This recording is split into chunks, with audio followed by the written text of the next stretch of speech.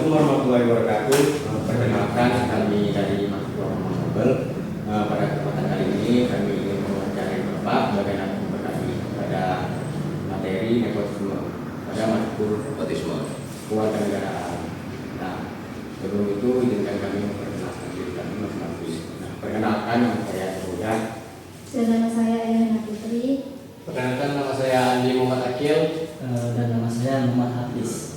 Nah, sebelum kami mewawancarai Bapak, Bapak bisakah Bapak memperkenalkan diri Bapak dulu? Baik, terima kasih. Terima kasih atas kehadiran adik-adik dari Pulman. Apresiasi untuk kami telah berkenan mewawancarai kami terkait dengan nepotisme tadi ya. Oke, sebelum kita masuk ke dalam pertanyaan, saya kenalkan diri saya. Nama saya Gus Bekti. Kebetulan di sini saya sebagai kasih kesejahteraan masyarakat. Saya bekerja di kantor desa ini dari tahun 2021. Nah, itu saja. Mungkin lanjut ke pertanyaan aja. Ya, Pak. Langsung ya. Apa dulu yang mau nanya nih? Oke, Pak. Oke. Dari mulai saya terlebih dahulu. Pertanyaan pertama untuk Bapak, menurut pemahaman Bapak, apa sih pengertian dari nepotisme? Bisa Bapak jelaskan? Baik, kalau terkait dengan nepotisme ini kalau menurut pandangan saya sebagai perangkat desa yang notabene berkenaan dengan nasib dari masyarakat yang ada di desa Pemali. Nepotisme itu sendiri dalam artian luas, artinya suatu hak istimewa yang diberikan pemimpin kepada seseorang tanpa memperhitungkan aspek apa itu, aspek keahlian, aspek kebisaan. Bisa nggak tidak berpikir ke situ, bisa nggak kalau orang ini diberi amanah seperti ini, bisa nggak dia melaksanakan. Nah, biasanya nepotisme itu karena adanya emosional, hubungan kedekatan, entah itu kerabat, teman, dan lain sebagainya. Cuman kalau untuk nepotisme itu sendiri, jangan sampai kita sebagai generasi muda menjadi budaya. Itu aja sih pesan saya, karena zaman sekarang nih kita harus mengedepankan demokrasi, karena nepotisme itu sangat bertentangan sekali dengan demokrasi. Nah, itu saja kurang lebih kalau secara garis besar ya. Itu aja. Oke, lanjut di pertanyaan kedua. Bagaimana pandangan Bapak tentang nepotisme yang ada di dalam suatu lembaga atau organisasi? Lembaga atau organisasi ya, karena kami kerja di desa ya, kita lebih enaknya ke desa kita saja ya. Kalau untuk nepotisme itu sendiri di desa itu harus kita hindari. Yang pertama, sekarang ini kan harus mengedepankan segala sesuatu itu melalui musyawarah agar tidak terjadi yang tadi nepotisme. Selain daripada musyawarah, kita juga harus sering-sering memberikan edukasi dan pemahaman kepada masyarakat, informasi terkait dengan pembangunan kita, tentang program-program yang kita laksanakan. Artinya tidak ada dusta di antara kita. Jadi masyarakat pun memiliki celah untuk memberikan suatu ide dan gagasan, tentunya melalui forum-forum resmi, rapat dan lain sebagainya. Nah, itu saja sih. Oke, Pak. Terima kasih, Pak. Saya lanjut untuk pertanyaan ketiga. Menurut Bapak, bagaimana solusi efektif untuk mengatasi nepotisme di masyarakat maupun di dunia kerja? Oke. Kalau di masyarakat solusinya ya dikatakan ya. Kalau untuk solusi itu sendiri yang pasti kita harus sering-sering melakukan sosialisasi tentang kenegarawan. Artinya dengan kita memiliki suatu bisa dikatakan apa ya, karena negara atau kebijakan pemerintah itu kan efeknya sangat jauh sekali. Artinya pemahaman kita terhadap kepada masyarakat untuk tidak melakukan itu sih. Nah, mungkin bisa diulangi lagi untuk poin keduanya, mungkin kurang jelas tadi penekanan di pertanyaan.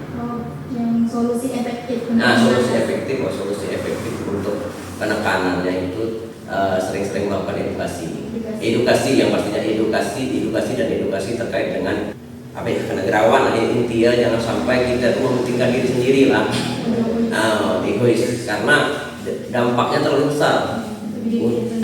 Dampaknya itu terlalu besar untuk efeknya. Mungkin tindakan kita kecil karena kita kerja bikin orang yang kenal yang segala macam. Cuman dampak dari situ tuh efeknya nantinya itu merugikan masyarakat luas, bukan orang. Kalau orang itu kan bisa dua. Kalau kita sebagai pemerintah desa artinya merugikan masyarakat ada desa Pemali. Nah itu aja juga. Dan pendekatan pada nilai-nilai agama. Kita lanjut Oke. yang keempatnya, bagaimana apakah nepotisme pernah terjadi di desa ini, Pak? Dan bagaimana Bapak menangani kasus tersebut jika terjadi nepotisme yang dialami di desa ini?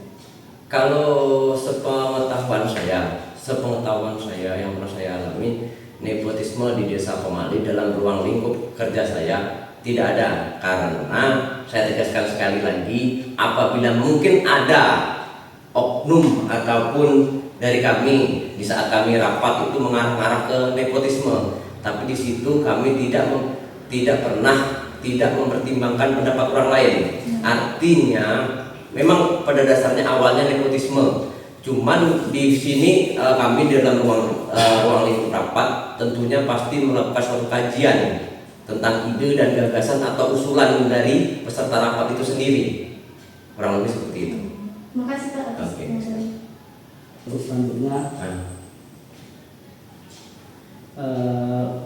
bagaimana cara masyarakat desa untuk mengatasi masalah nepotisme agar terciptanya keadilan? Saran Bapak lah menurut. Kalau saya sih sebagai ya bisa dikatakan pemangku kepentingan masyarakat, pesan saya terhadap masyarakat saya yang pastinya untuk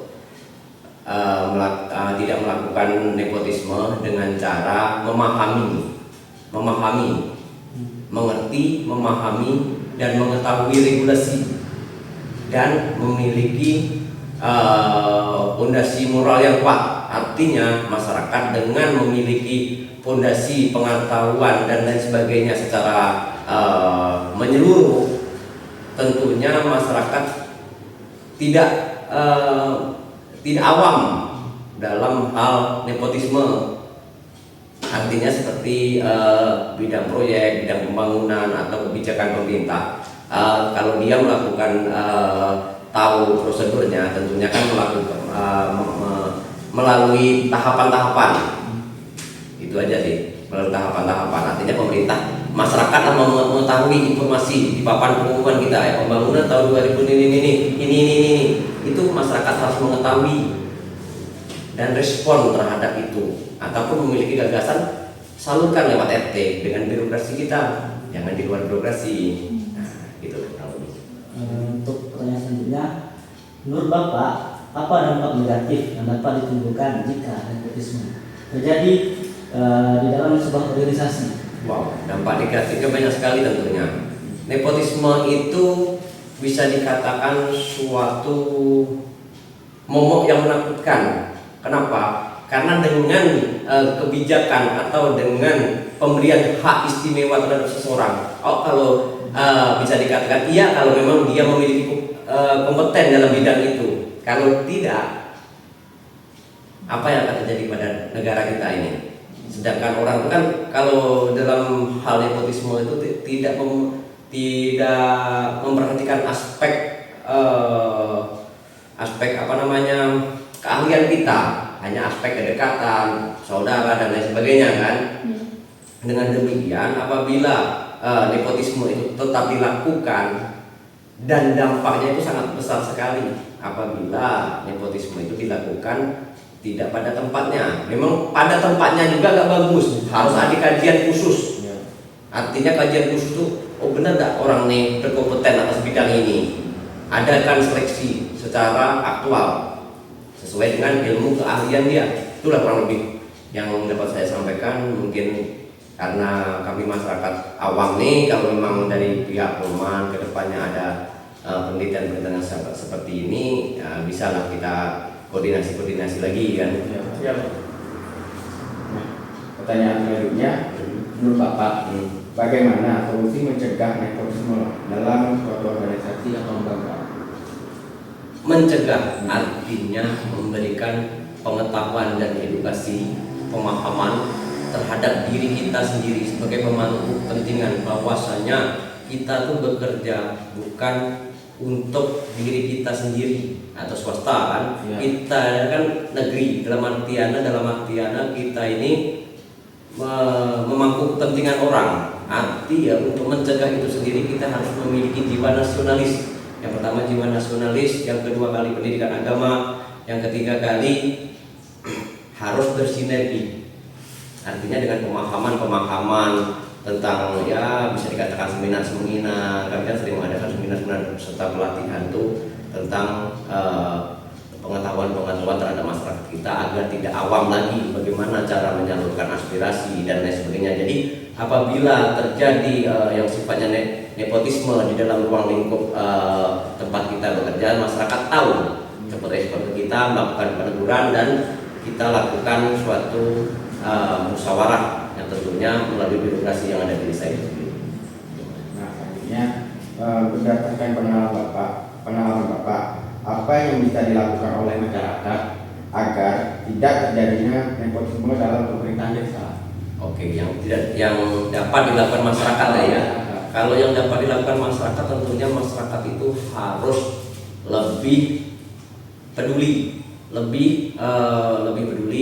lebih memperhatikan dan lebih menggali informasi. Artinya kalau untuk kebijakan pemerintah desa itu sendiri, kebijakannya kan dipampangkan di papan kita kan, papan informasi. Kalau masyarakat itu agar tidak awam tentang hal itu, tentunya masyarakat rajin-rajin untuk menggali informasi melalui papan pengumuman, melalui hasil musyawarah. Nah, itulah. Karena kita dalam hal musyawarah kita juga melibatkan perwakilan dari masyarakat. Nah, itu kurang lebih. Nah, terima kasih ya Bapak atas pekerjaan waktunya. Untuk berkenan kami wawancarai pada tugas matkul kuliah kami. Nah, kami mohon maaf bila ada kesalahan kata atau mengganggu waktu Bapak. Nah, mungkin itu saja yang bisa kami sampaikan. Kami minta maaf baik-baiknya atas mengganggu waktu Bapak. Oke, baik, terima kasih.